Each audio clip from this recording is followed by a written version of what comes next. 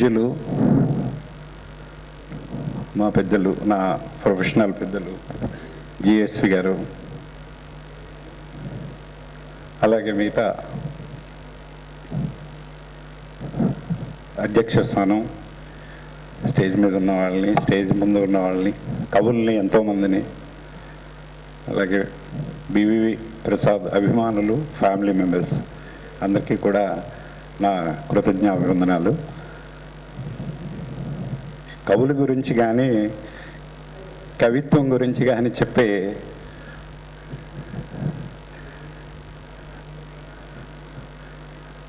అవకాశము లేదు, దానితో నాకు పెద్ద పరిచయం కూడా లేదు. కానీ ప్రసాద్ బుక్ రూపంలో రాకముందు ఆయన రాసినవి తన ఇంట్రెస్ట్గా బావగారు చూడండి అన్నప్పుడు చూడటమే తప్ప ఆ ఫీలింగ్ని అప్పుడు పంచుకోలేకపోయాను. మన కొప్పర్తి గారిది అన్నాక అర్థమైంది,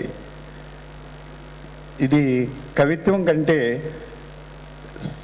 స్పిరిచువల్ లైన్లో బాగా దగ్గరగా ఉంది అని అనిపించింది.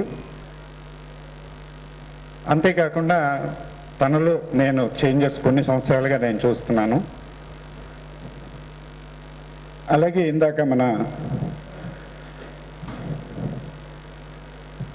గురువుగారు అన్నారు, తాతలు తండ్రులకు లేదేమో, కానీ ఫర్ యువర్ కైండ్ ఇన్ఫర్మేషన్ ఆ నాన్నగారు హిందీలో కొన్ని రాసినట్టుగా మాకు ఇంతకుముందు తెలిసింది. చాలా మెచ్యూరిటీతో బివి కవితలు అర్థమవుతున్నాయి. కానీ ఇక్కడ నేను దాని గురించి ఎక్కువ మాట్లాడలేను. నా గురువు రవిశంకర్ గారు ఒకచోట అష్టావక్రుడి గురించి జనకుడికి జ్ఞానాన్ని ఆత్మబోధన చేయడానికి, ఆత్మజ్ఞానాన్ని ఇవ్వడానికి అష్టావక్రుడు జనకుడికి ఒక విషయం చెప్తాడు.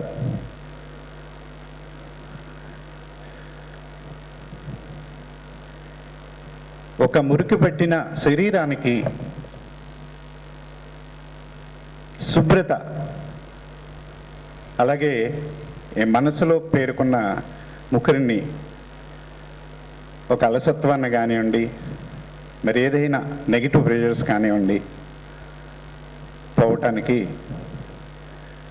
అక్కడ శరీరానికి ఒక సోప్ అప్లై చేస్తాం. మనం సోప్ అప్లై చేసి శరీరాన్ని బాగా రుద్ది శుభ్రం చేస్తాం. చక్కగా శరీరాన్ని ఆ సోపు ఆ శరీరం అంటుకున్న మురికినంతా వదిలిచ్చేస్తుంది. అలా అని ఆ సోపుని అట్టే పెట్టుకోం కదా, దాన్ని కూడా కడిగేస్తాం.